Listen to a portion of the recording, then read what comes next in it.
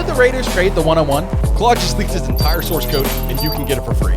Drake Maye is the most overrated quarterback in the entire NFL. There is an elite level prospect available to teams in the 7th round of this year's NFL draft, and he is a bad man. What'd you guys do for Easter? Went to church. That was good. Family, we went out for lunch, and then we went out and did a Easter egg hunt at my brother-in-law's. He always does it right. We had a leg of lamb, right? So, like, I wish I loved lamb. Unfortunately, like, it just feels weird. I'm like, this is a lamb. Like, I love a lamb, but, like, it's so fatty, too. There's a ton of fat on a leg of lamb. Yeah, it can be tough. I wasn't ready for that. He cooked it great. My brother-in-law is probably the best chef, like, I've ever met. Just insane cooking. Shout out brother-in-law. But yeah, no. Brother-in-laws, man. Brothers-in-law. Come on, bro. Yeah. Come on. Brothers-in-law. Brothers. Shout out brothers-in-law. Yeah. But yeah, no. Leg of lamb was really weird. I don't know if y'all have had it. Like, it's like, this is a little baby. It's not horrible, but I don't know. It's just every time I like try other different assortments of like meats, like I just want steak. You know, I'm such a beef person, man. That's what we did for Easter. I made steaks for everybody, which I cooked them on a Blackstone grill. I don't know if you guys have ever done that. I've never cooked on the Blackstone before, and it was pretty good. I still don't know really how I felt about it. I don't know. It seared pretty good. I was like, man, how am I going to do this? I had to like Google it first. They're like, flip it every 30 seconds. I'm like, every 30 seconds. I didn't do that. I tried. They came out okay. It wasn't too bad. I used to cook on mine on the stovetop, though, which I know sounds kind of crazy, but I've gotten pretty good at it. And, man, they come out good, man. Oh, love it.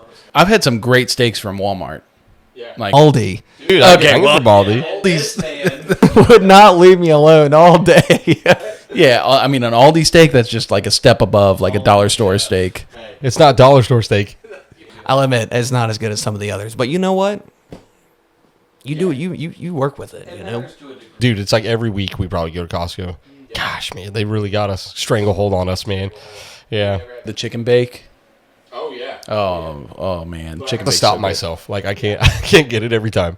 But every time we walk in, like, man, my kids are like, Daddy, can we get pizza? And I'm like, I don't know. When I started the like health journey, and me and my wife got the Sam's Club membership, we've had Costco. There are things that we got there, but like really we didn't use it as much. It's also a pretty long drive for us from where we're at. So we chose Sam's Club just to try it out and do something different. And like as soon as we walked in, I was like, food court. And like I'm like 1 week clean. I'm like pizza, hot dogs, all for like I bought like lunch for the $1.50. whole family. Yeah. Like my 2 kids and my wife and myself, and I did get a hot dog that day. All right, so I'm not gonna lie. You know, it's a journey for a reason. Trey, does your family have like a go-to place you guys consistently go to if you want to go out and eat? No, kinda I mean, mix it up? we cook a lot. But I mean, Chipotle probably. We go to Chipotle, Potbelly. My wife's a big sandwich person. Yeah, it's all right. It's not my favorite sandwich place, but yeah, it's all right. My favorite sandwich place? Oh, that's a good question. I don't know. Like how are you going to define a sandwich? Like Chick-fil-A? Like that's a chicken sandwich? I think of that more like I think cold cuts or like deli sandwiches, stuff like that. Probably Jimmy John's. In downtown Richmond, I think you've been before, called Pearlie's, and it's a Jewish sandwich shop, and man, that place is sick. Love it, so good. I haven't been in a while. Yeah. I've never really gotten into like sandwiches as much until I went there. I was like, wow, this is sweet.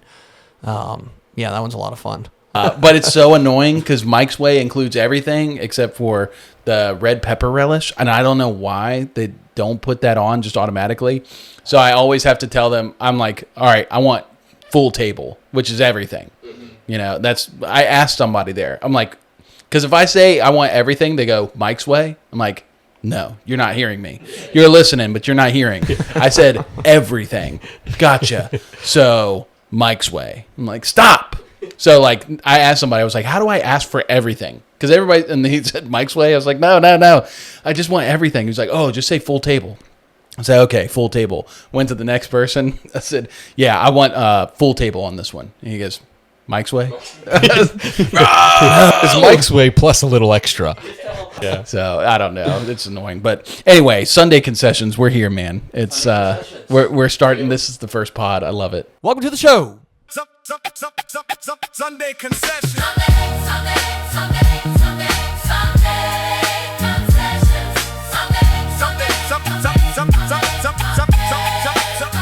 Concessions. Sunday Concessions.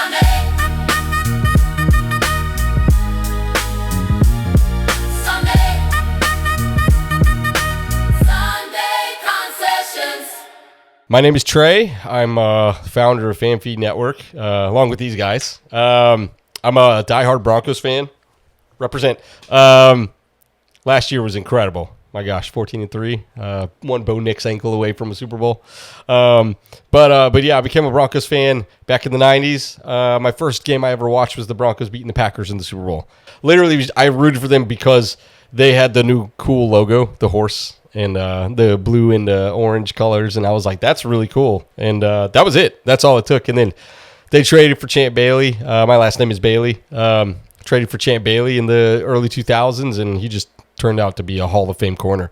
So that was sick. Been a fan ever since. Yeah. That's pretty much it. Yeah, that's my fandom in a nutshell. Do you guys remember Vine back in the day? Well, dude, this is actually, I'm glad you brought this up because my wife all the time, she's like, do you remember these Vines? And she's only 3 years younger than me. And I'm like, that was like a little before my time, like just a little before my time. And like I wasn't, Cam, were you on? I was there. I bet. I believe you were there. Yeah. I was really late to a lot of like social stuff. So like by the time I started watching them, they like got canned or whatever, like canceled. Or what was it? Like WhatsApp bottom out or something? Yeah, they got sold out to Musical.ly, I think, which became TikTok. Dang. Yeah, I'm pretty sure that's how it goes, but somebody can fact check me. I'm in American culture.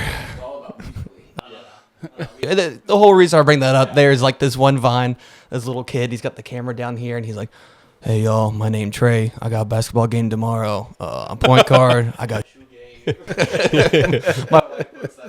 I'm like what you said, I'm Trey. I was like, nice. Trey. I'm gonna do that for every pod from now on. I know. My name Trey. Do you want to tell us about Sunday Concessions?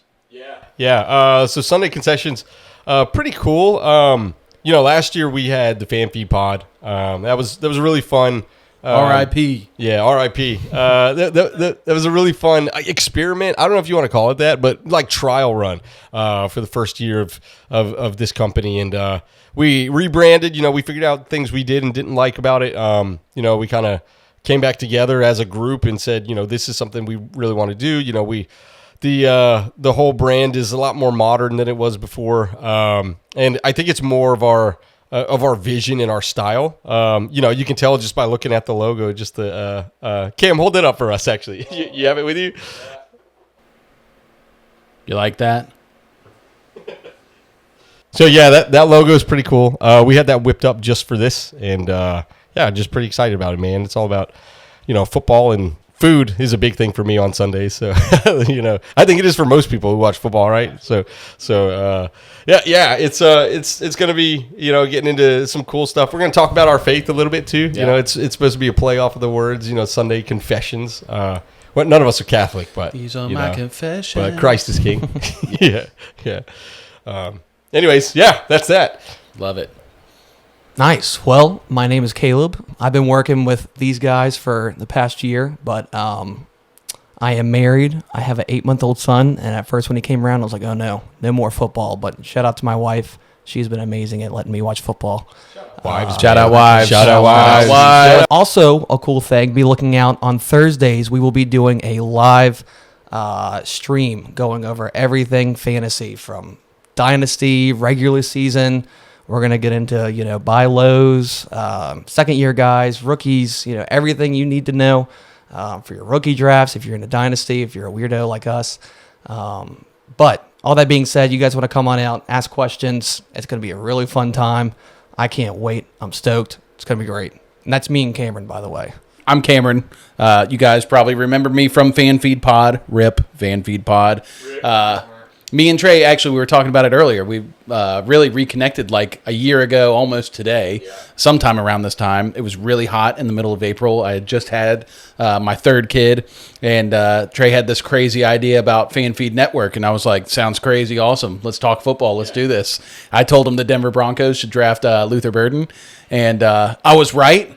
No, I'm just kidding. We'll save that. We'll save that. But yeah, no, it's been great, and like Trey said, we're rebranding everything. Really excited for Sunday Concessions. Going to be a lot more relaxed out here. Going to be talking football, talking life, all things in between, and then talking fantasy. That's where we'll get more into the weeds. But yeah, really excited to have you guys join us on this journey, hang out with us. Really, we're here for fans. That part has never changed about us, that we're here for you guys. We're not going to be just giving you the same old recycled takes over and over, but we're going to come up with, talk about what really matters with each of our teams. Obviously, we're fans of our own individual teams, but we're going to talk about every NFL team to some degree. But yeah, fellas, it has been quite a while. Feels like quite a while since we were potting like every week, multiple times. Now, My wife had a kid since last time we. what else? Yeah. Well, that's a lot. Yeah, having I a mean, kid what is- else? Like, yeah. there has to be more. Yeah. No, it's cool. Baby number 3. Yeah, he's awesome. We did spend a week in the NICU. I told you guys that, but he's good. He's healthy. Everything's great. His brother and sister love him so much, man. So it's just like really cool to have 3 kids, in the house. And I don't know, man. They're all excited for football. My daughter came up to me the other day. She's only 3, and she was like, "When are we watching football again?" And I was like, "Oh yeah, it's working." I was like, "It's working." But yeah, outside of that, the actual football conversation, like I'm not surprised at all what happened in the Super Bowl. And I think I told you guys that too. I think we all were on the Seahawks in that game. I texted our family group about it, and I was like, at the beginning of the game, I was like, Seahawks by 16, and they won by 17. And I was like, man, I was like so close. So close.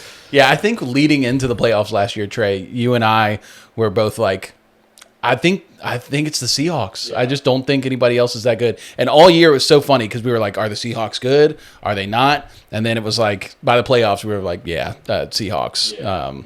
I mean, Caleb, you and I we were both like on the Rams bandwagon, and I still think the Rams would have won the Super Bowl, had they gotten through. Like they still would have. But yeah, it was a fun season. That latter part of the postseason was so horrendous for me. I was working snow removal and was up for like 30, 40 hours straight. It was actually the last, I guess, 2 weeks of the last couple playoff games. So I didn't get to watch any football. I'm finally back home, and I was so sick, dude. I got so sick the week of Super Bowl, man. And it was like the night of Super Bowl. I was supposed to go out and like hang out with friends, watch with other people. I couldn't do it. Didn't feel good. I sat down to watch the game. My head is just pounding. And I made it through the first half. I said, I can't do it. I can't. And I went and laid down, went to sleep, and I was pretty depressed. I was like, man, what's happening to me? I was sitting in the back of the truck while y'all were working like, hey, fellas, Rams just scored. My 19th cup of coffee.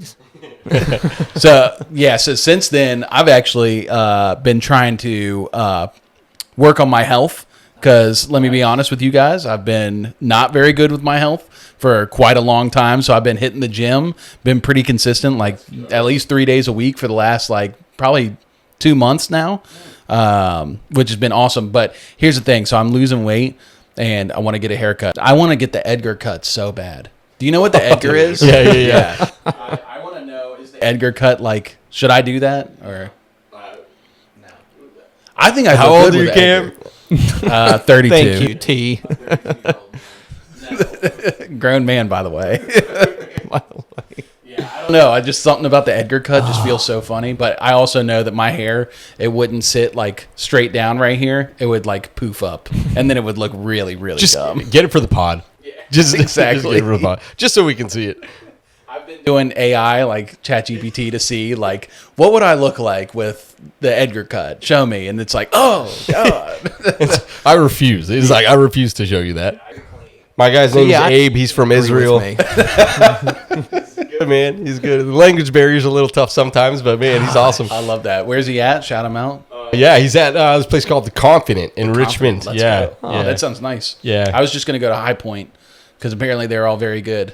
They did give me a really good haircut like 5 years ago. Yeah. Which is like the last time, other than going to Andrew, that I actually got a haircut. Usually I just let it grow long and then buzz it all off. But my wife says I'm a grown man now and I need to take responsibility over my hair. So, but yeah, the last couple months have been taking care of myself. So we'll see. Maybe I'll get the Edgar cut. We'll see what I look like with it. I did try to, since my son has been born, I did try to go on a diet a little bit. I was like, I need to start eating healthier. We got 3 kids. Well, the postpartum, like you gaining weight, the dad weight is so real. Oh, yeah. The sympathy weight? Yeah. That's what it is. Yeah. So real. I had trouble with that before she was pregnant, during her pregnancy, and after her pregnancy, too. So I don't know where all that sympathy weight came from.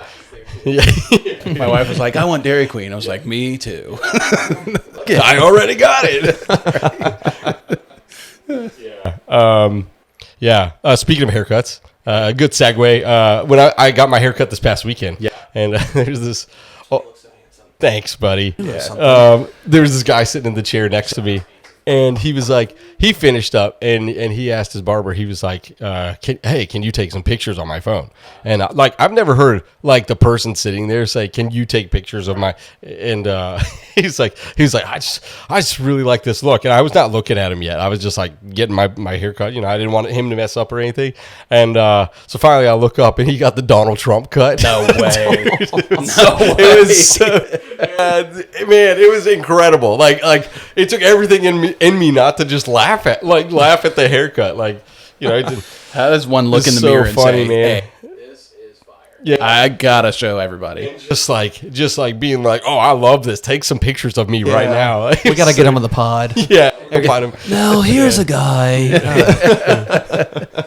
Wrong. That'd be so funny. Yeah, wrong.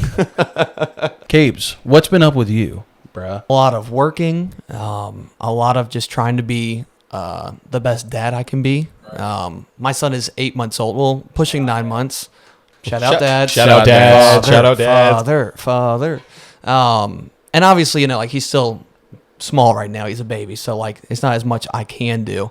But I'm just trying to prepare for when he gets to that point when he's running around, walking, which I'm stoked for, man. I was just telling Cam I'm not one of those guys who want my kids to play sports because I want them to be the best football player there is. Yeah. I just want to have someone to throw the football with outside. I am such a big sports guy.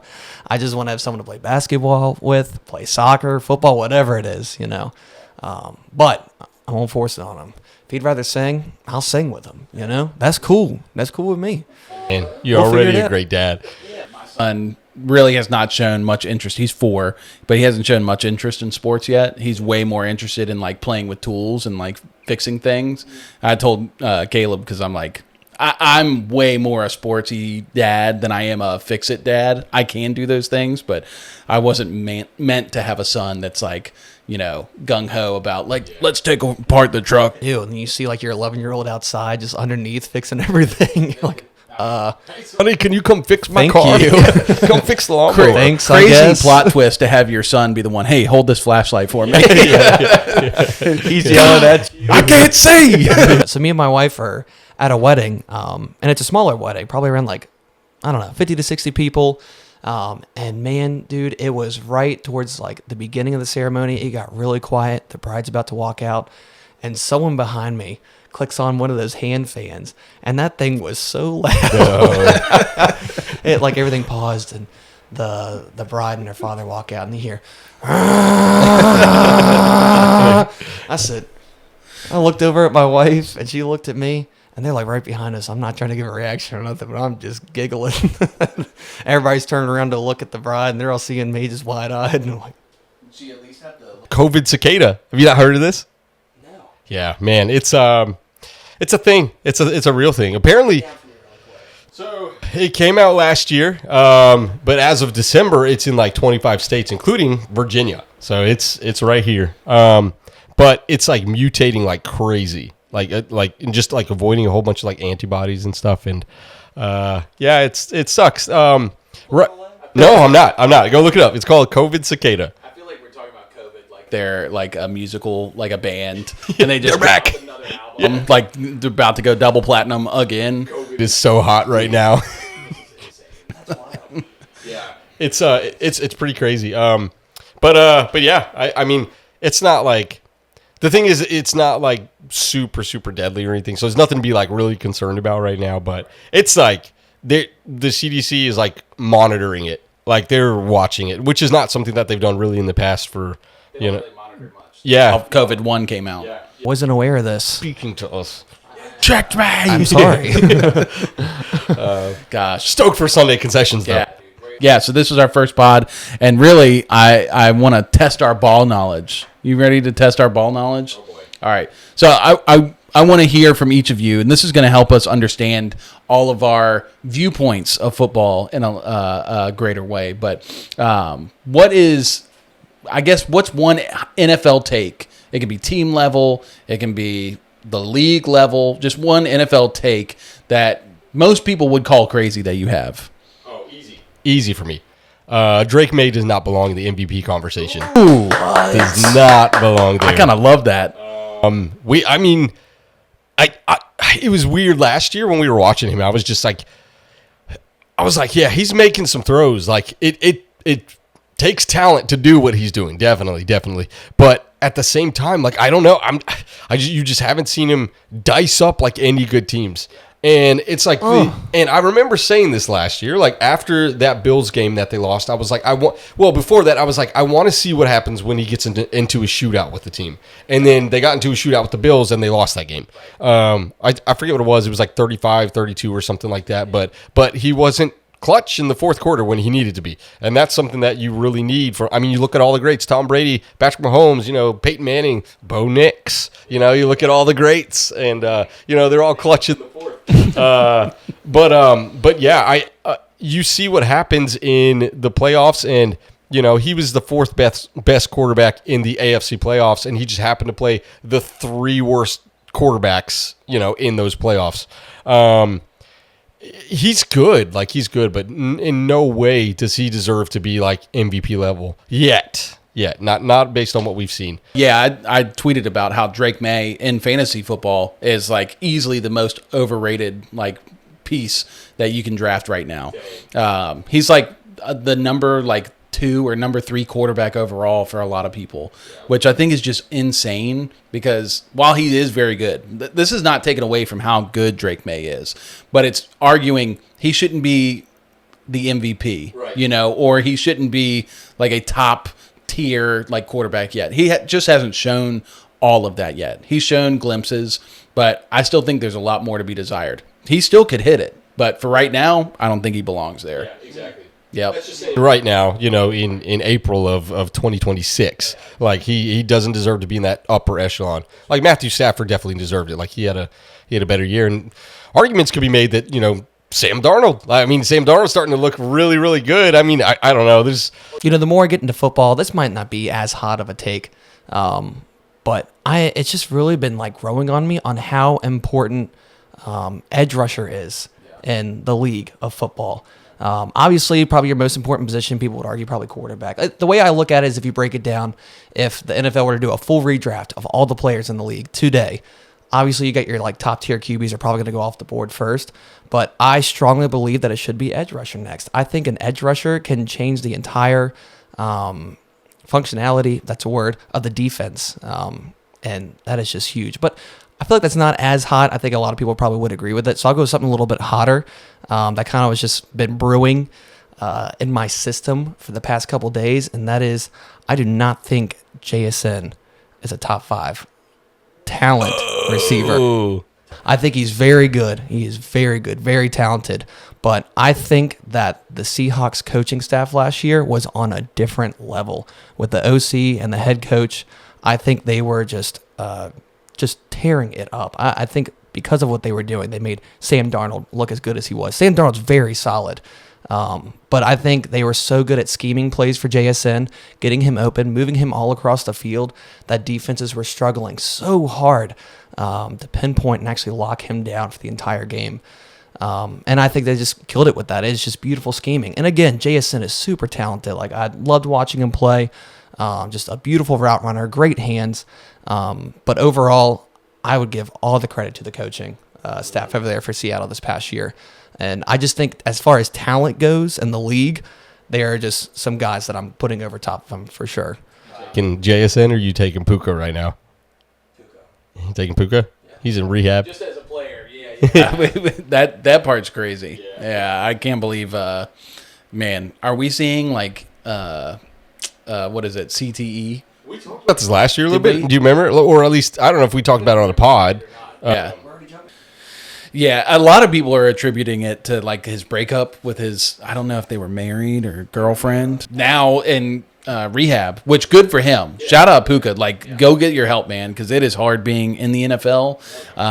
Hard to deal. And being young. Like, just being 24 is, like, hard, dude. I get it, but yeah, and to have your heart broken, like, come on, man. That's, like, not cool. So, I mean, really, prayers up to Puka. I do agree that as a player, I think, well, I don't even know if I agree. Puka and JSN are, like, right there. But I still like Jamar Chase and Justin Jefferson over JSN. So, yeah. Speaking of just, like, I don't know, vibey stuff, I'm in on the Giants this year. Although Dexter Lawrence, I know he just requested a trade, but Harbaugh coming in and Scatterbo's going to be coming back and Jackson Dart. Man, I know we all were on Jackson Dart last year, like all three of us. Sometimes he like scares me the way he plays. Like I just watch those plays and I'm like, CTE's on the way. Like it's catching, dude. Yeah, right. But man, I think they're gonna be good. I think they're gonna be really good. Malik Neighbors come back, obviously. It's gonna be a really fun team to watch. Talks a couple weeks ago of them making pushes to trade for Brian Thomas from the Jags to reunite Malik Neighbors and Brian Thomas, but that might have been like social media talk. Yeah. My no ball take is that just running backs simply don't matter. The running backs don't matter. Having a good or bad running back, I don't care. It's not going to make your team that much better. Now, obviously, a Bijan versus Phillip Lindsay for the Broncos fan in the room, or Caleb Johnson for us Steelers fans. There's a huge difference. Not saying that the difference in talent isn't noticeable, right? But I think as a whole, running back doesn't add as much value to your team as you may think. I think it is a position that's really a luxury to have a stud at. And that's also, if we're going to talk NFL draft, which we can go ahead and do that, I don't think Jeremiah Love belongs as a top even 10 or 15 pick. I think he really should drop just because that position in the game today is not as important as offensive line, edge, corner, receiver, quarterback. And I think there's a lot of players at the top of the draft that should be drafted over Jeremiah Love, despite him being just a freak. But I don't know. Maybe I don't know ball at all. Maybe I'm just crazy. I like that. I think it's Look how good the Broncos were last year with R.J. Harvey. Yeah, but there was definitely a drop off after J.K. Dobbins went down. Like there was definitely a drop off, and you can look at that game against the Raiders, like where they could like hardly do anything. I mean that's the game he got injured in, but it's like you can't do anything like without him. So I don't know. I will push back a little bit on that just because I do think that if they had J.K. Dobbins in the playoffs, they would have beat the Patriots with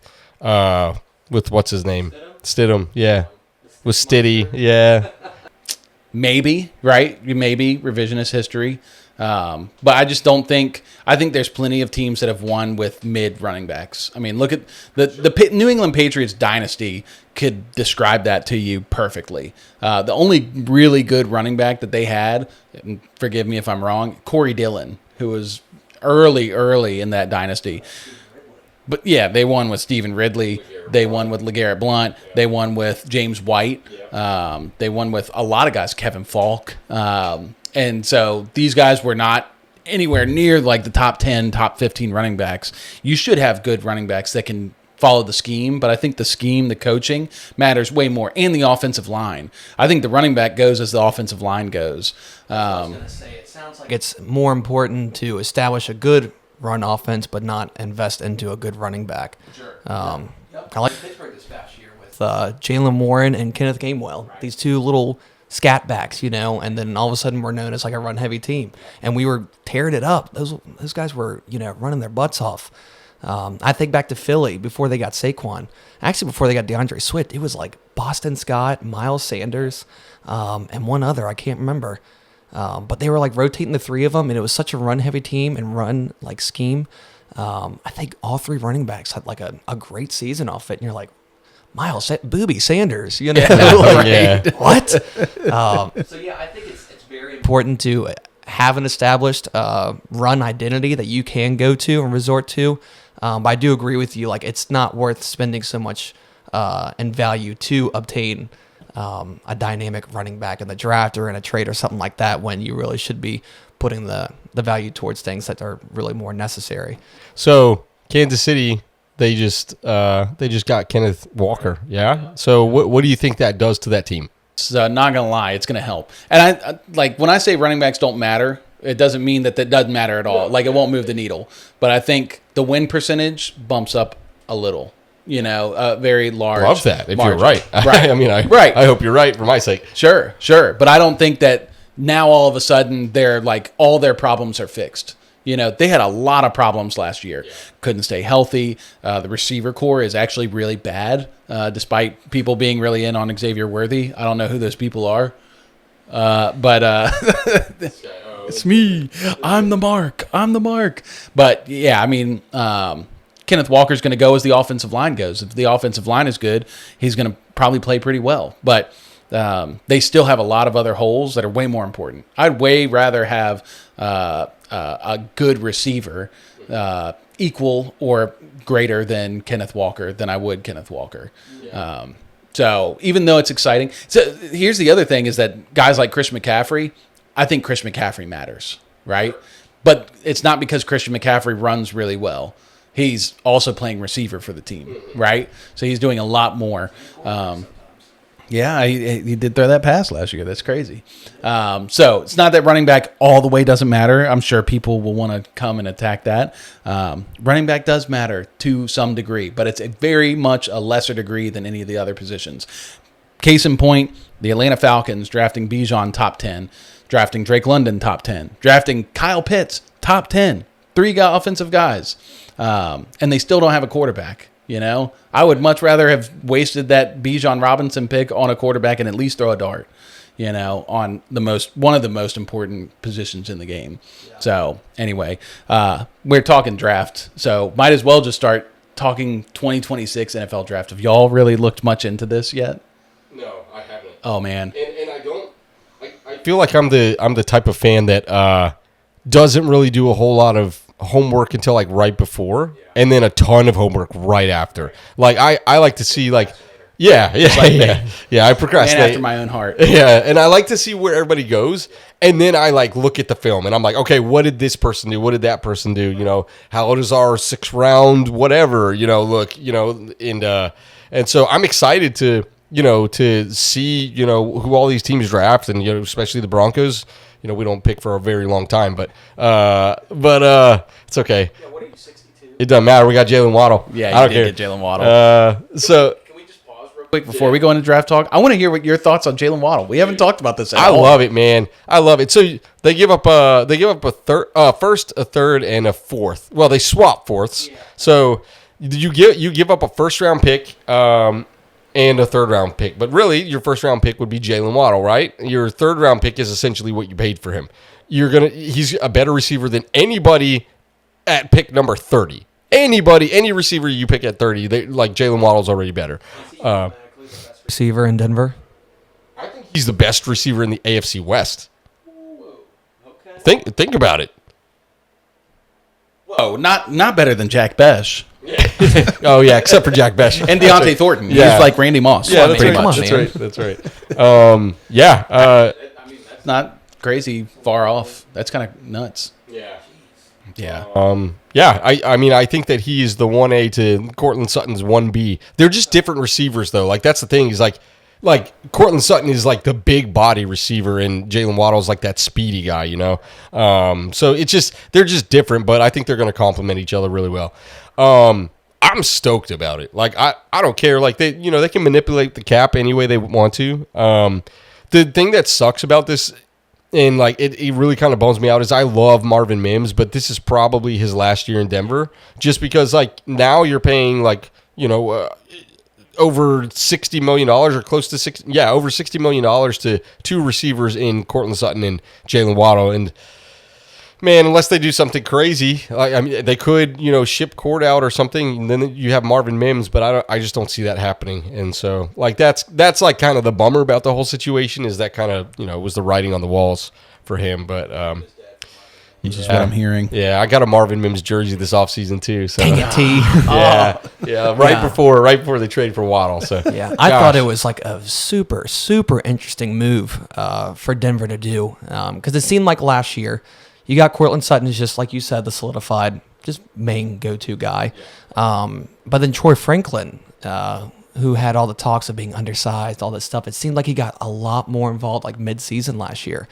And so he starts to kind of pick up. And then towards the end of the year, it seems like the rookie Pat Bryant is starting to get like more of a feature in the offense as well.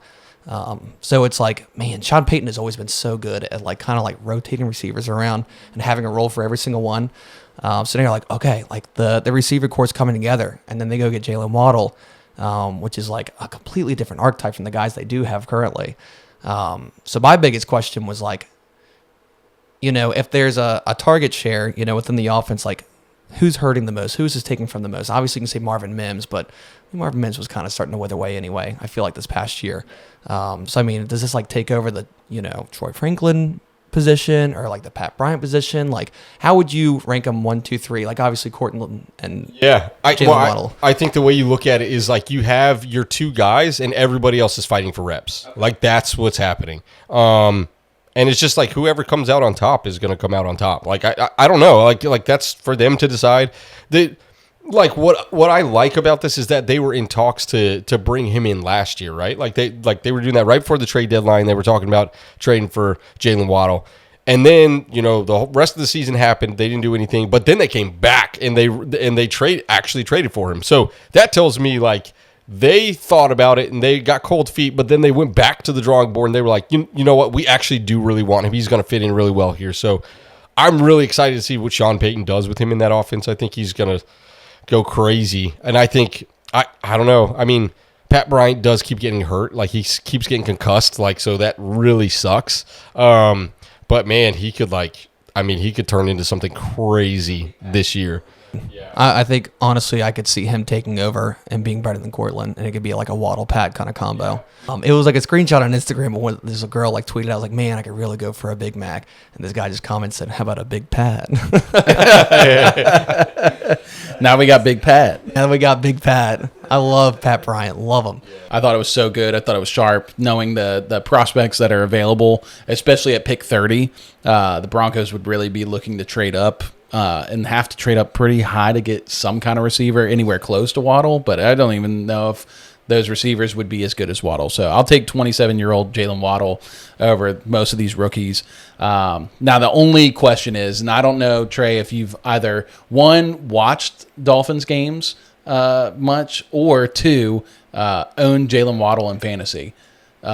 Because it is a frustrating experience, to say the least. Yeah. The man is constantly like limping in the second quarter, and Sleeper sends those alerts, and it's like, Jalen Waddle headed to the blue tent. It's like 3 times per game. Yeah. He's almost as bad as Woody Marks. I don't know if y'all remember Woody Marks at the end of last year. It was just like in the tent. So I'm hoping that he just did that because he hated playing in Miami and now like in Denver. I think it's great for Bo Nix, like especially. This could really help him take the next step. So I love it. I'm with you. Same. Yeah. Only good things to say. Like, and I'm sure they look at that kind of stuff too, and they say, we can probably expect him to be out, X amount of games, 4 games a season or something like that. I haven't actually looked up how many games he's played or missed, I should say. But I'm sure, that's part of it is that, like, in the playoffs, the Broncos just ran out of receivers. Like, they ran out of receivers. And, Marvin Mims did come alive. Like, he really did in the playoffs because he got those reps. And, I don't know, that's the thing, man. I don't know why they don't just use him more. It's like every time he gets his chance, he's just, like, blowing it up. He's just going crazy. Such a high success rate. Yeah. Like, you just throw him the ball, and he's going to catch it. Right. Like, and if he doesn't catch it, he gets a pass interference at the 3-yard line, Buffalo Bills. It's so annoying. Yeah. It's so annoying.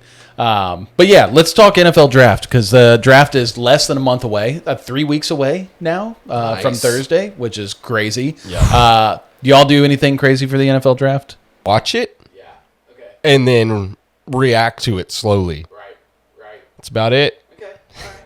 Anything for you, Caleb? No. It's kind of a niche question. I love the draft. Love the draft. It's so exciting. I can't wait.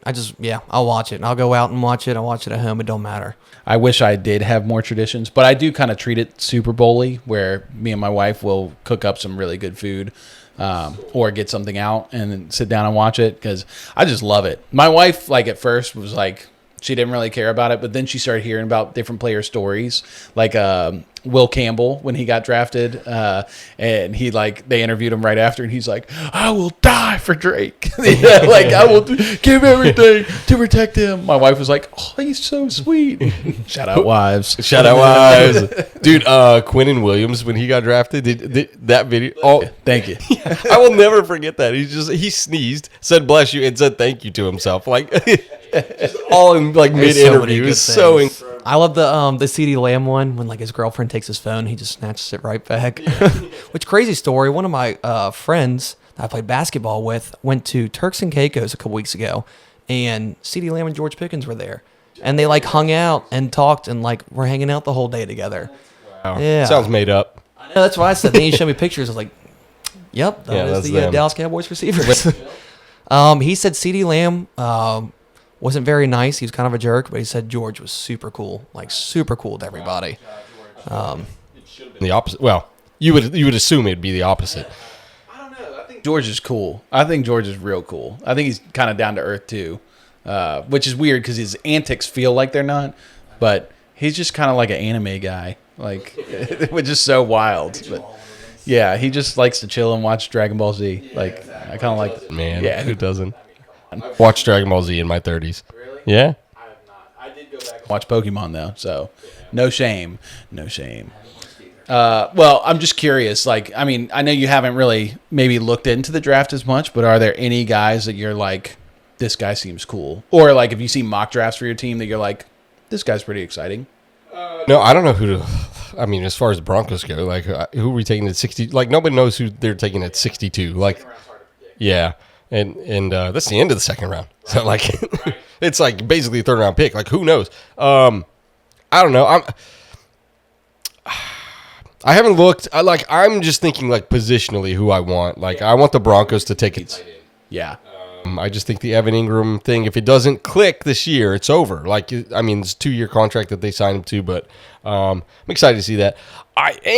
Part of me thinks the Raiders could do something crazy. Oh yeah. Yeah, part of me thinks they could, sell the farm, that number 1 pick, and just like, make $1 million. Like, let me ask you this: if you were the GM of the Raiders, what would you do with the 101? Are you taking Mendoza or are you trading out? I'm trading out. Yeah, I'm gonna roll with the vet. I'm gonna roll with Kirk Cousins and just I mean you can't be any worse than you are now, and really like use the next 2 years. Let's just call it the next 2 years to really build up the Raiders, and then go for your guy. Like whatever, you tank the second year, like you just go down and like you get the number 1 overall pick again.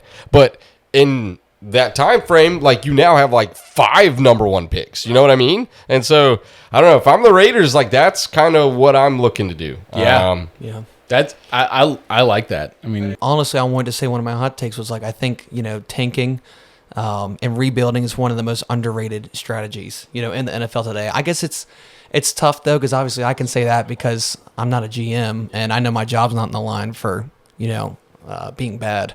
So I kind of get that part obviously, but I mean, man, you can get so much value for your players at the right times. Like look at the Jets, getting 2 first-round picks for Sauce Gardner.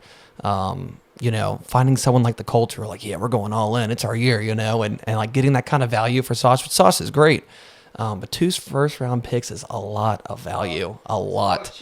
There's just so much you can do with that. So I like it a lot. That first 101 pick has so much value that you would just be amazed at what teams are willing to spend to get up to that pick. Especially like as it gets closer, like they get more desperate. Like, and I don't know, like That's just what I've been like throwing around in my head. Like I don't think it's a lock that Mendoza goes to the Raiders, and I think he goes one. But I don't think I don't know. I'm not betting money on it yet. Sure. But I don't know. It would like only be mildly shocking if. Do you like Mendoza? It's really hard to tell. Like with a lot of these quarterbacks, like you just don't know how it's going to translate to the NFL, and I like him. I'm not in love with him. And if I'm putting myself in the Raiders, in the Raiders GM chair, like that's why I'm thinking those things, is because Kirk has at least gone to the playoffs. He's won a playoff game. Right? Didn't he win?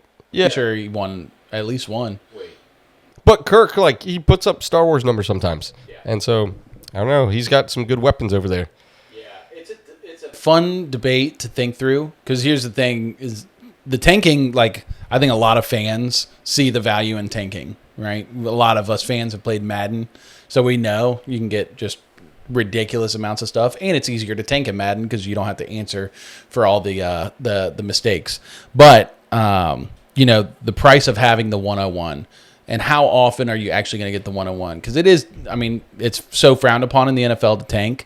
It's no lock that the Raiders would be the worst team in the NFL next year to tank for, a guy like Arch Manning. But we saw this years ago when the Dolphins tanked for Tua. And they traded, everything away so they could tank for Tua. And look how that worked out. I don't think the Dolphins won a single playoff game in the Tua era. And now they're paying him millions of dollars to be off of their team. So it can just go really bad. And so part of me is like, you kind of just have to take the shot. You had the best quarterback in the draft. You kind of have to take the shot. You have a good OC. If you can surround him with a good team. Because here's the thing. I think a lot of quarterbacks are really talented, but I think they're drafted into such bad situations that their talent never becomes realized. And so Mendoza's a guy that is, I think, statistically uninspiring. Did a lot of transferring and really had the magic run with Indiana this year.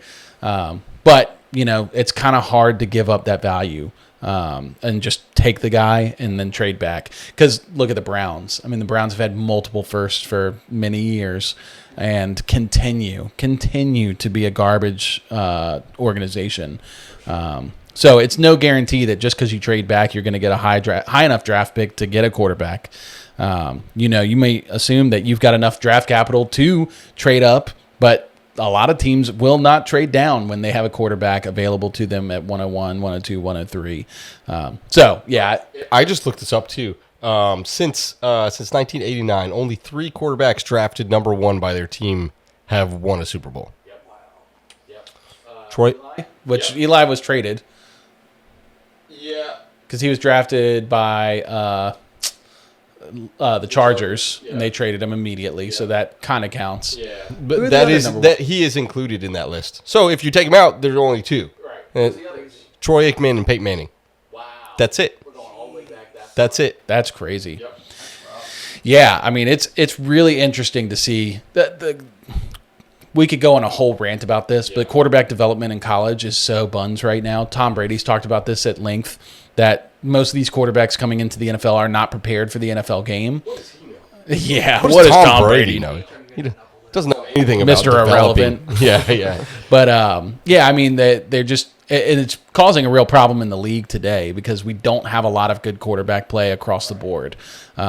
So, anyway, I just thought that was an interesting thought experiment. Hey, if you're watching, let us know in the comments, what would you do if you're the Raiders GM? Are you trading Mendoza, the 101, to get a plethora of picks? And what would your ideal trade look like? If not, are you sticking with Mendoza? You think Mendoza's a good pick here in this draft? Let us know in the comments.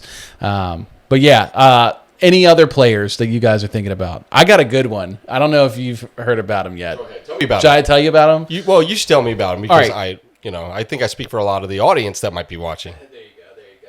So there's this thing in the NFL that I had no idea existed. It's called the International Player Pathway Program. So this is a program that was started in 2017. Aiden Durd, who I think is the DC for the Seattle Seahawks, which is awesome. And then Osi Umenyiora the old edge rusher from the Giants. Both of these guys are international guys. And it's basically a program for international players to have an opportunity to get into the NFL despite growing up in an area that doesn't have the football infrastructure to support them. So there's a guy named Uar Bernard, I believe is his name. He is a 300-pound, 6'4" defensive tackle. Well, they're listing him at defensive tackle. This guy didn't play sports until he was 16. He played basketball, and then it wasn't until later on that they actually were like, "Hey, you should test out for football. You'd be sick." So they just did a combine for these international players. This guy, like I said, 6'4", 300 pounds, ran a 4.640. Oh my god. 4.640. He jumped 10'10" broad jump, almost 11 foot on the broad, and a 39-inch vert. Wow. He is like one of the greatest combines ever for somebody at that size. I think he's like 6% body fat. I don't know. We could probably edit in the picture. I'll send you a picture of him because he is just a beast of a man, and like he hasn't played football, so he's the definition of raw. But already there's 2 teams that are interested in him, and probably 7th round flyers would be the Eagles, Philadelphia Eagles. Their defensive line. Howie Roseman, just so good at finding gems in the draft. And they also drafted Jordan Mailata years ago, who was part of the same program. Wow. So some familiarity there. The other team is the San Francisco 49ers. So love their defensive line. Guys. So I don't know. He's probably not going to be good, right? But it is fun to dream. 6'4", 300-pound guy running 4.6. Broncos last year, they drafted a tight end, Caleb Lohner, who had he had like 4 career or receptions in college. Oh, yeah. It's crazy. Insane. I love it. He ran like 60 snaps like in college. And they drafted him. But it's because it's like he's got all the ability or traits. Or the traits. Yeah, I should say. Yeah, traits is a big thing when it comes to the draft. And teams will, like, I wouldn't even be surprised if this guy got steamed up, to the 6th round. He's not going in the first 3 rounds. He's definitely a day 3 guy. Probably going to be undrafted. But teams do fall in love with traits. And a guy that's freakishly athletic and that size, I mean, if you can coach him, like give him 2 years to learn, he'd just be an absolute freak. We'll be the pod that shows the world Uar Bernard. Yeah. And I really hope I'm saying that right. So if I'm not, let me know. There's weird pockets, especially like in the first round where it kind of seems like go dead. Like you get past your first 10 guys, which are all pretty solid names. And then after that, it's like, I can't reach for this guy. I don't want to reach for him. Do I just take best available? It's kind of weird. But as far as the other guys go, I guess my mainstream guy would be Sonny Styles, which is just super exciting for me because you just don't see the middle linebacker go this early in the first round, especially as of late. There's not a lot that come out, but like obviously you guys remember back in like mid 2000s, like middle linebacker was like peak NFL. The Patrick Willis, loved watching him. Ray Lewis. Brian Urlacher, exactly. Oh, it was so fun. So like that is so exciting. Sonny Styles. This dude is also just a freak athlete. I wish I had his combine numbers, but just super quick, is all over the place. Like he's the kind of guy, he is involved in every single play. He's going to be there. I love Sonny Styles. And then one late round guy I'm looking at is Kevin Coleman Jr., who plays for Missouri. This is a weird receiver class because it's a lot of undersized guys, a lot of guys who are like 5'10", 5'11", 180 pounds, like not like your usual receiver that you see coming out nowadays. So it's definitely more like geared towards these guys who have to come in and be more like slot receivers for the most part. But Kevin Coleman, I watched him a little bit in college. I don't watch a whole lot of college ball, but I watched a little bit, and he's so quick, man. And his route running, he just seems to always be open. He's probably going to be going like late, like day 3. Day 3 pick is what I'm thinking, but that is definitely one guy I'm going to keep my eye on, and hopefully afterwards can cheer around and be like, yeah, guys, I called him out, I've seen a lot of people comping him to Luther Burden, like Diet Luther Burden. Yeah. Which, as the resident Luther Burden stan here, I'm all for it. I need to look into him because I really haven't looked into him other than seeing a couple tweets. Gosh, he's fun. And those little like speedy slot receivers are getting so much more popular in the NFL, like JSN. It's just like they're so easy to scheme and work into the offense, and they're just so consistent, and it's really nice. So yeah, that's one of the, I guess you could say, mid to later round guys I'm kind of looking at. But overall, a lot of good prospects in this draft. It might be bad, but we've had a lot of draft classes where we thought players were bad. We have a lot of players we thought were bad that ended up being really good. Puka Nacua being a, 5th, 6th round pick. There's a lot of guys that get drafted on day 3. And why not this draft? Why can't we find somebody? There's going to be stars out there that are just waiting to be unlocked.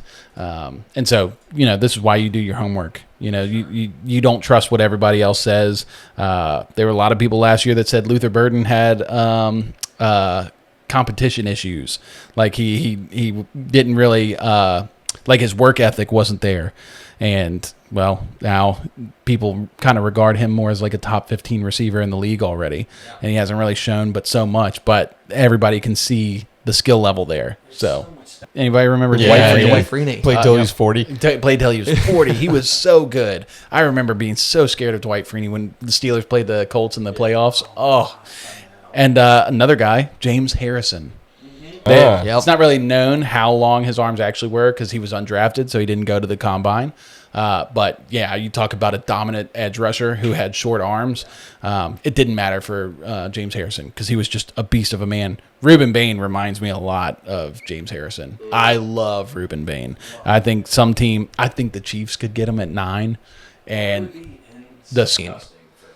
I think you are a fool if you're letting him drop past like the top 3 picks. Honestly, I think he is such a game changer, man. Oh my gosh. And like I was saying earlier, I think the edge rushing position is so important in football, and you have an opportunity to get this elite prospect. It's like, don't overthink it, go with it, do it. I know we talked about the Giants a little bit earlier, but yeah, somebody I've been hoping that they go grab is Carnell Tate.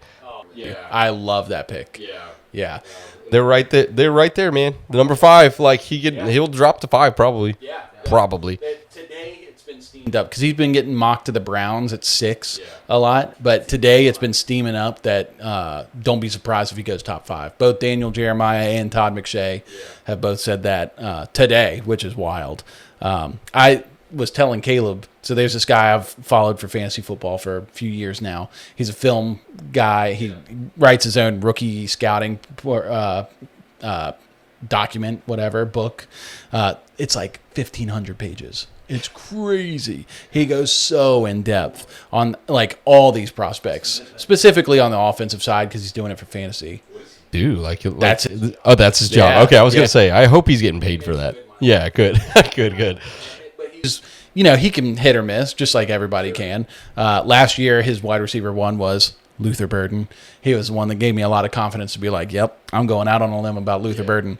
He put Carnell Tate in this thing, and I'm like, I think Carnell Tate's very, very good. He loves Carnell Tate. Yeah. Do you know what his comps are? Randy Moss. That's like his ceiling. Like the best receiver. His floor is Justin freaking Jefferson. Oh my gosh. And he's like convinced. He's like, look, I don't know if Justin Jefferson changed his name and wore a disguise to go back to college, but this guy plays just like Justin Jefferson. And I'm like, okay, now I'm in. I knew he was good, right? But that good? You're saying the worst he's going to be is Justin Jefferson? That's crazy confidence. That's almost dumb confidence. I gotta be honest. Justin Jefferson had a historic start to his career. Yeah. The best in the league. Well, and he's not saying that. I mean, I guess he's with comps. A lot of guys are just giving an idea of what this player could be like and what their college profile shows them to be compared to. Shout out Matt Waldman. I'll just say it out loud. Shout out Matt Waldman. If you haven't already, go look up the rookie scouting portfolio. It's very good. But yeah, I'm with you. I think it's wild. I think that's bananas. Yeah. Even Luther Burden, who he loved, he didn't comp that highly.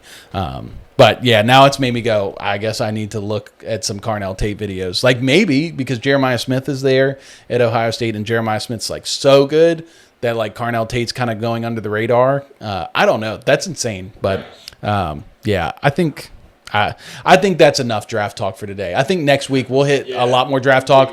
We'll get some homework done, and we'll probably. I want to go through some mock drafts that some of these guys have gone through, and just point out our favorite picks we don't like. I think that gives us a good way to work through it. But anyway, I do have another question for y'all, and this is another one. I want our fans or the people watching, I want them to kind of know the way we view football. So this question is this. We're going to build our ideal team, but we're only going to use vibes. We're only going to use traits. We're not picking specific players. But tell me, if you're building a team today, and you're choosing a coach, do you want one of these offensive geniuses, defensive gurus, just a master motivator? Talk about your offense and defense. Do you want physical or fast, or how would you build your ideal NFL team? I would probably be lean more towards one of the offensive type of I know, man, see, after watching the Super Bowl though, and watching Seattle just annihilate an offensive team. I don't know. That's me. I'm second guessing as I'm speaking. Sure. But I would lean more towards the run first, lots of play action that. Yeah. That is what. That. That's that's what I love to watch is run the ball, run the ball, and then take a deep shot. That's the type of football that I like to watch. But I also like having a stifling defense. The problem that I have with that is if you build so much into the defense and you don't do enough on offense, then you just have a really good defense that you can end up wasting.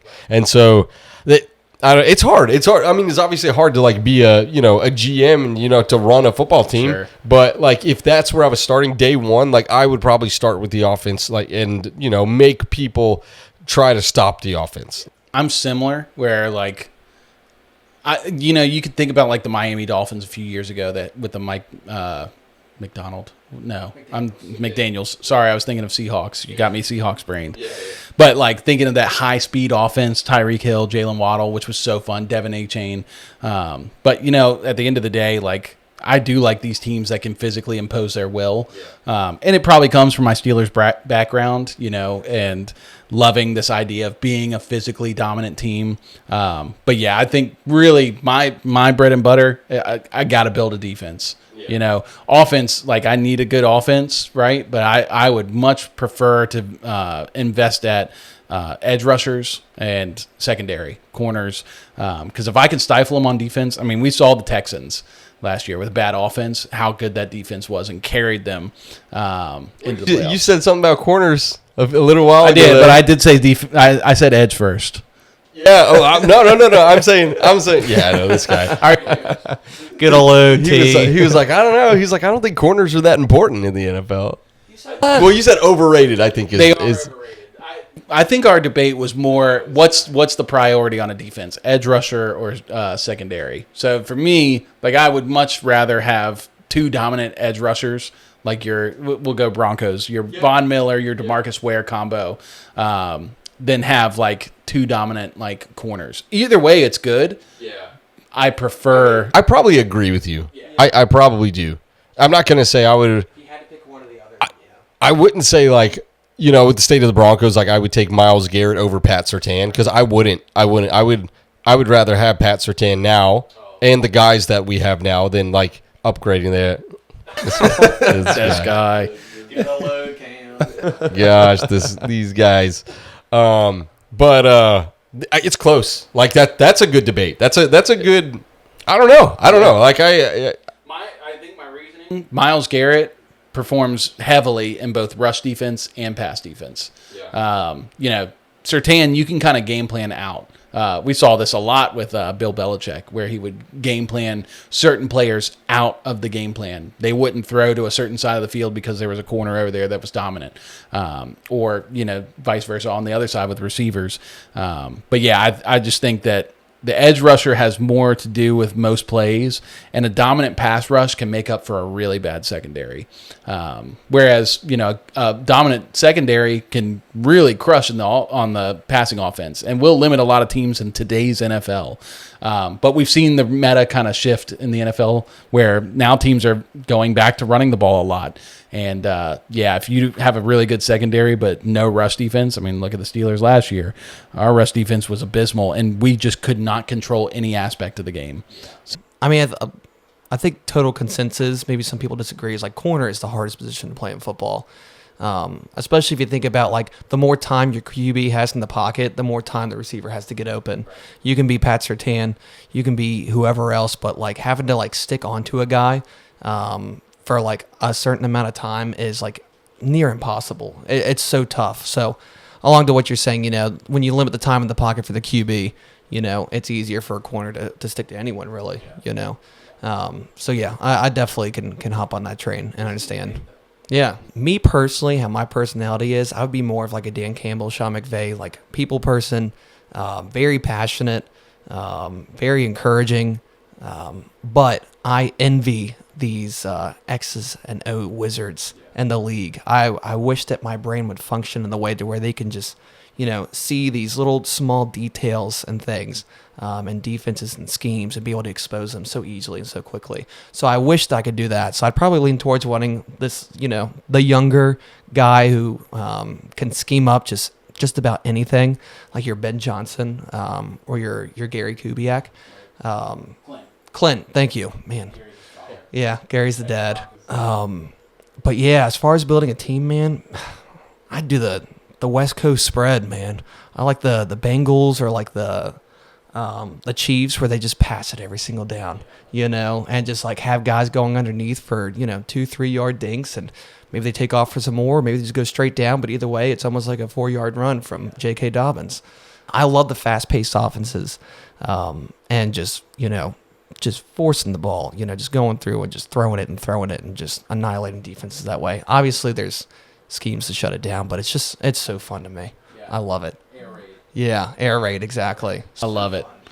All right. The last thing I really wanted us to talk about, because it's been so long since we've been here, is just kind of an overview of the state of the league going from 2026 into 2027.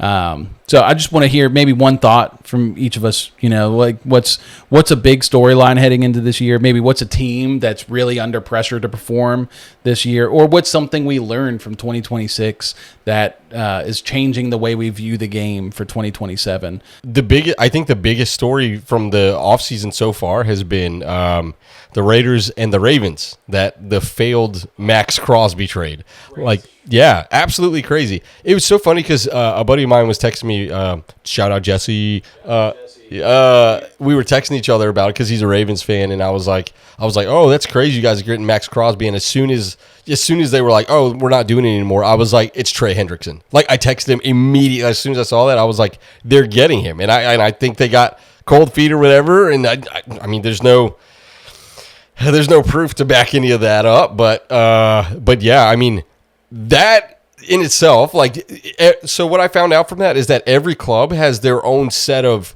the standards. Yeah, the standards that they have, like to pass the physical, it's all based on the club. So they can say that they didn't pass their standards to be on the team, and so they called it off.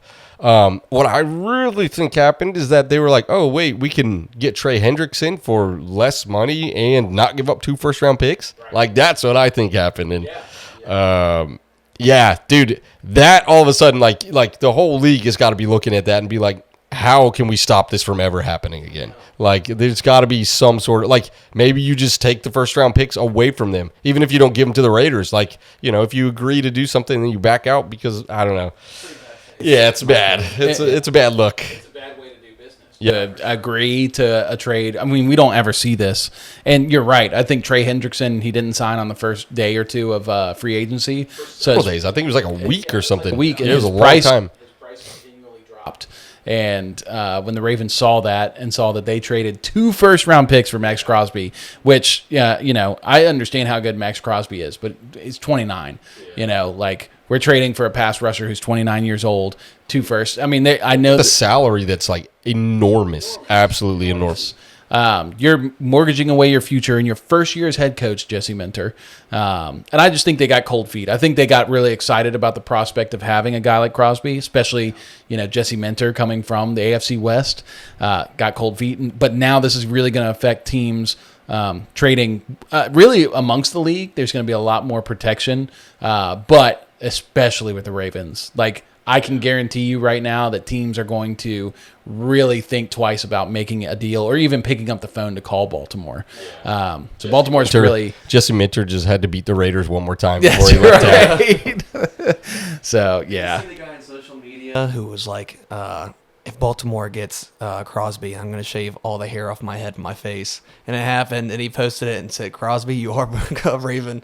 And he shaved everything and No reversed the way. trade. And he was like, oh, my God. No way. One thing I would reiterate is I feel like the league is changing, and it is going to these younger minds with the X and O wizard guys. And I think it's pretty mainstream. People are starting to figure that out, so I'm not going to spend a whole lot of time on it. But, just like towards the end of the old us, me and Cam were talking about, Mike Tomlin, leaving Pittsburgh and how, like, it's sad. It really stinks. But, like, look at the difference between Mike Tomlin and, like, these newer guys. Like, Mike Tomlin can't keep up with some of these guys in their minds and what they can do. He's a great cheerleader, really good coach, really good guy. The players loved him, but he had no scheme. Every single game was the same exact thing. So that's what I'll say on that. The other thing I wanted to mention is I have been just really excited for the Carolina Panthers, and I don't think people are really talking about them. I think this is one of the most well-versed teams right now in the league. I think the defense all around has really solid players that go under the radar, and then the offense, one of the better O-lines in the offense. And whenever someone thinks Carolina, it's like, oh, Bryce Young, yeah, he stinks. Bryce is young and developing. And then obviously, the only pass catcher you have is Ted. Everyone else, I like not Leggett. I cannot stand Leggett. He's so bad. Jalen Coker, thank you. I like Jalen Coker.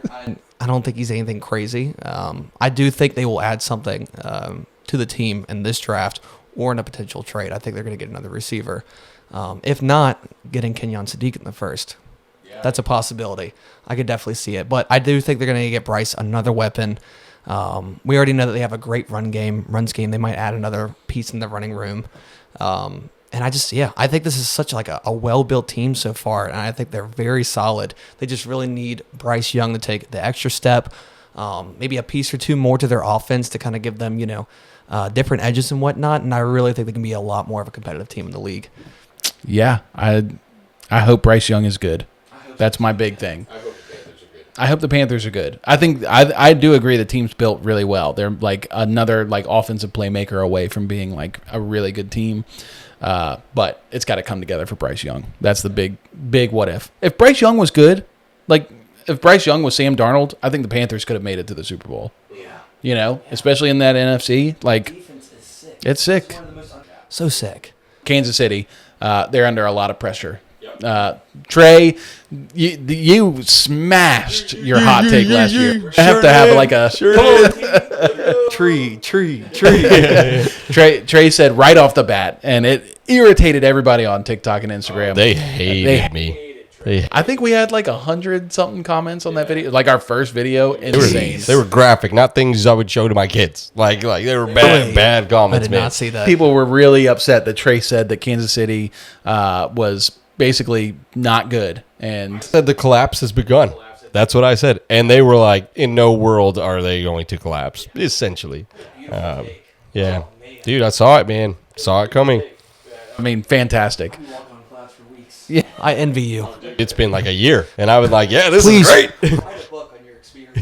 They fire Matt Nagy or don't re-sign him, and that was a lot of the blame for the offensive woes. They bring back Bieniemy, which is really cool, but here's the thing: they don't have the Tyreek Hill that they had, and they don't have the Kelsey in this prime that they had when Bieniemy was there. So the real question: signed Travis Kelsey to a massive contract, Cam. They just do a big contract. I just think they're going to be under a lot of pressure, especially Mahomes coming back from the ACL tear. That's going to be a big question mark. Does he start week 1? I think he does, but, it's an ACL tear later in the season. I mean, Mahomes is going to start. Like, there's no world where, even if he's only like 80%, he's starting. Like, they're not going to let him sit, even if they're like, we don't think he should play. Like, Mahomes and Reed are going to be like, yeah, he's our best shot to do anything. Like, all right, my other take, Jalen Hurts. He's another guy who's going to be under a ton of pressure. I still think Jalen Hurts is pretty good. I think he's a good leader. I still think, arguably, he's like a top 10 quarterback.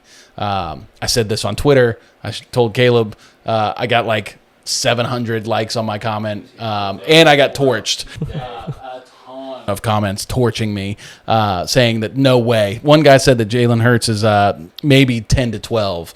I was like, what? top 10, But then another or guy, 12. yeah, I'm like, okay. You showed Another guy said like top 20, maybe. And I was like, top 20. If you could name me 20 quarterbacks better than Jalen Hurts, I will legally change my name to Clifford. Like, unbelievable. It's a big article that came out about a week ago that the team's growing frustrated with him, that a lot of the offensive struggles last year were due to Jalen Hurts's not inability, basically his inability to go with schemes and do different schemes, that he has a certain way of wanting to do things. Something that he wasn't like quote unquote bought in or whatever. Yeah. And he's not coachable. He's the one who called the 4 verts play on 4th down in the playoffs. And I just think that this is the time of year where everybody likes to write bad about Jalen Hurts. It's like perennial at this point. I still think Jalen Hurts is a good quarterback. I think he had a bad OC last year. But he's got a lot of pressure, a lot of things to overcome heading into 2027. His career could taper off really fast if he doesn't perform. You guys hear about the Claude leak? Explain it. Yeah, I'll explain it. So Anthropic, they're the company that created Claude. It's kind of like an OpenAI. They own ChatGPT, or they created ChatGPT. It's like the next big one. Like it's a really, really big one. It's one people are like, basically what they say is like, hey, Claude, write me an app that does this. And then in like 15 minutes, like a whole app is like created. Like it's insane. But basically they pushed a small update on March 31st. And that update, it exposed like 500,000 lines of code that they have. And so what happened was this guy in Korea, like he woke up at like 4, he was up in like 4 in the morning or something, and he saw it. And so what he did is he saw like the general idea of it, and he recreated it before Anthropic found out, and then he released it to the public. Dude, yeah. So it's not like a 1-for-1, like this is what it is, but he has like the whole entire thing, like setting up bots and getting it to do like X, Y, and Z. Like it's all for free out there right now, like on GitHub. That's which insane. If you don't know, I can just like steal the code and start my own. Yeah, but it's not stealing because he rewrote it. Like he and a buddy like rewrote it. Yeah, and they released their version, which is basically a cloned copy of Anthropic's. And they charge a lot, dude. They charge, I think like the max plan is like $200 a month or something. Like it's crazy.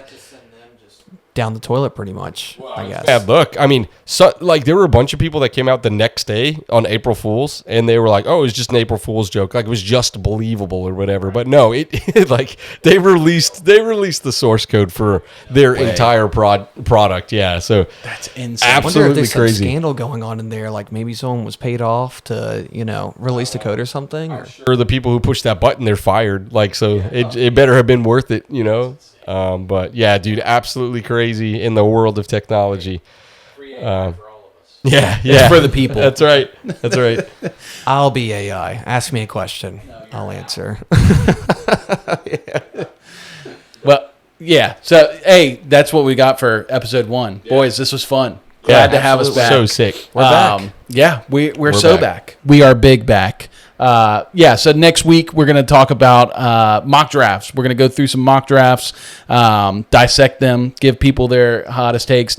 This Thursday, we're talking fantasy football. So be there live roughly around 7:30 p.m. as long as our family lives allow for it. 7:30 p.m. Eastern, we're going to start talking some dynasty fantasy football, maybe some best ball fantasy football.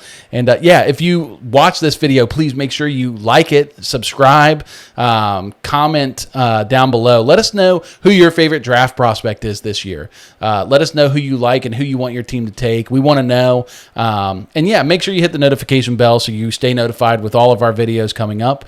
But that's it for us this week. We will see you next week. Y'all have a good week. We'll see you then.